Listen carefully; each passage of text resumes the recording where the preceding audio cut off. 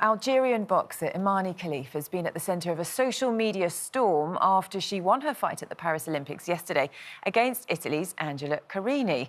Well, Carini chose to end the bout 46 seconds into the fight, claiming to have been hit harder than she'd ever been hit before. Right, and this has fuelled the gender debate in boxing, which began when Khelif failed a gender eligibility test at the World Championships last year with Taiwan's Ling Yuting, who is due to fight today. The International Olympic Committee have since defended their decision to allow the two boxers to compete, stating the pair were facing aggression because of an arbitrary decision. Well, joining us now in the studio is professional boxer Lily Winch and her trainer Mark Dennis, and Professor Alan Williams joins us from Manchester. Good morning to all of you. Thanks very much for joining us this morning. And Professor Williams, if I can start with you, because, you know, you're a professor of sport and exercise genomics. Can you just break down for us? We're just sort of trying to understand, you know, what goes into this testing and how one body can say, no, you're not eligible, and then another body can say, actually, yes, you are able to take part. Yeah, it's a bit of a mess, to be honest, in the world of sport. There are so many different sporting federations, the IOC being the one that obviously looks after the Olympics, and then each sport has its own international federation and also national governing bodies as well. And most of them either don't have a policy regarding athletes like the ones we're talking about now, or if they do, maybe they differ from the other organisation. So the landscape is a mess, I'm afraid, and it needs some sort of serious attention to get a consistent approach. Just to be clear, Imane Khelif, this Algerian boxer, isn't a trans person. It's a person who was born female. On the face of it, from what we understand, in other words, she's got elevated levels of testosterone. Now, that means that the boxing committee, the people who organise world boxing, say no, but the IOC leave it up to the boxing, the boxing say yes, the IOC said it's up to individual federations, people who govern sport, to make a determination on these issues. Do you think that should change?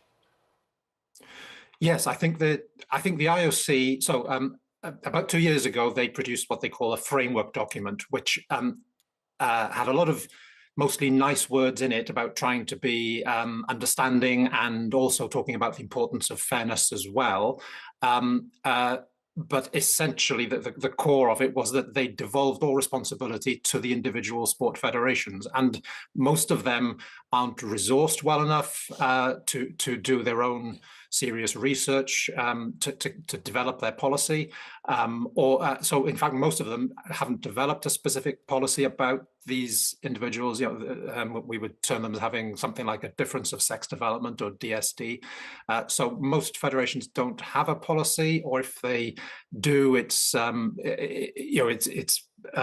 quite arguable from a scientific perspective about how valid it is, really. So yeah. Consistency and leadership from the IOC, in my opinion, is required. It's a really difficult topic overall. I mean, there are good arguments on both sides, actually. Okay. Sorry, the Boxing Federation must have had a policy, the governing body of boxing, because they stopped this fighter from fighting, correct? That's correct, yes. Yeah.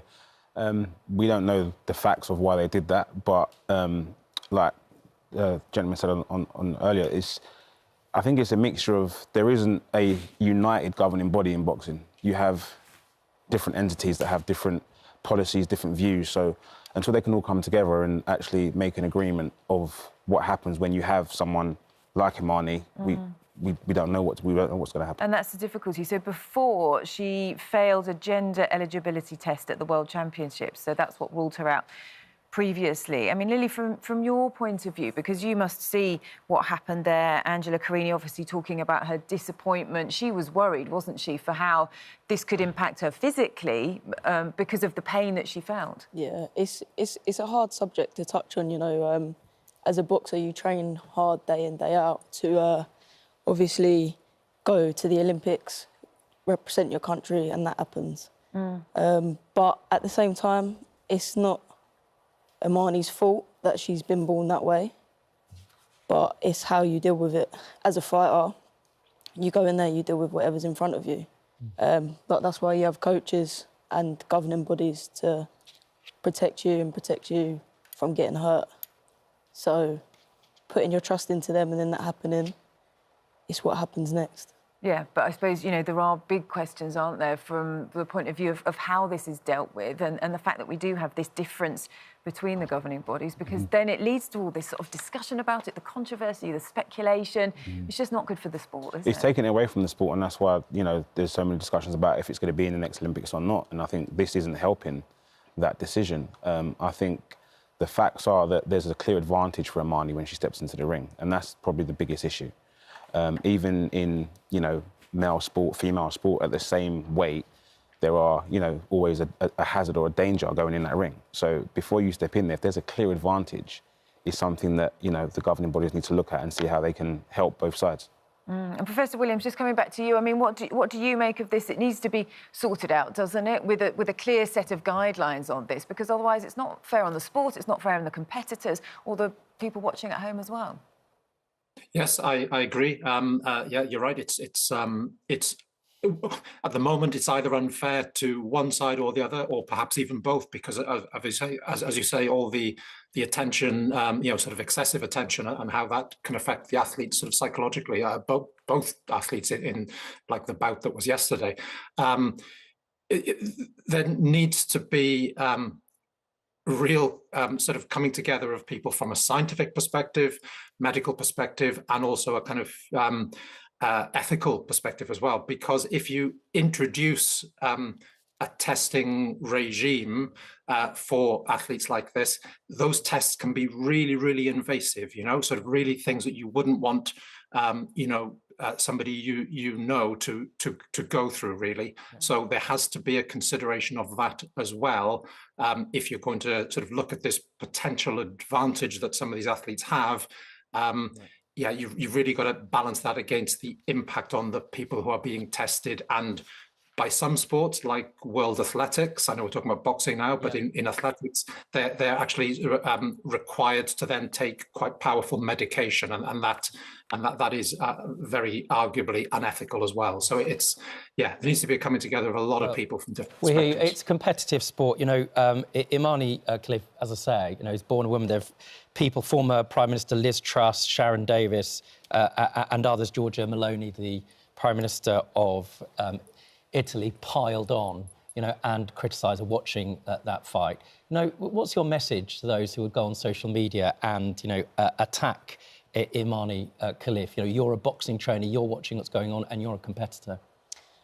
Yeah, I think she does need to be protected at some costs, but at the same time, so does the other boxer. You know, they've not taken her health into consideration with the advantages that Imane has got, strength-wise.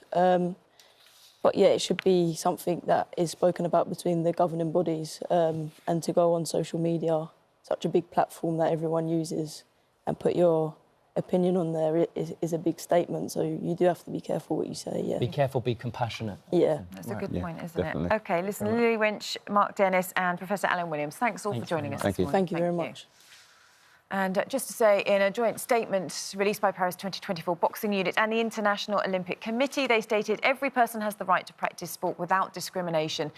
And they added, as with previous Olympic boxing competitions, the gender and age of the athletes are based on their passport. They said the two boxers were facing aggression because of an arbitrary decision by the IBA, and that the IOC is saddened by the abuse that the two athletes are currently receiving. Meanwhile, the International Boxing Association have reiterated their stance by saying the IBA remains committed to ensuring competitive fairness in all our events. We absolutely condemn the inconsistencies in eligibility to compete in the boxing competition held in Paris 2024. To reiterate, both Imane Khelif and Lin Yuting post-testing did not meet required eligibility criteria to compete within the female category of our respective events. So, difference of opinion there. There is, isn't there? We'll wait to see what happens next with that one.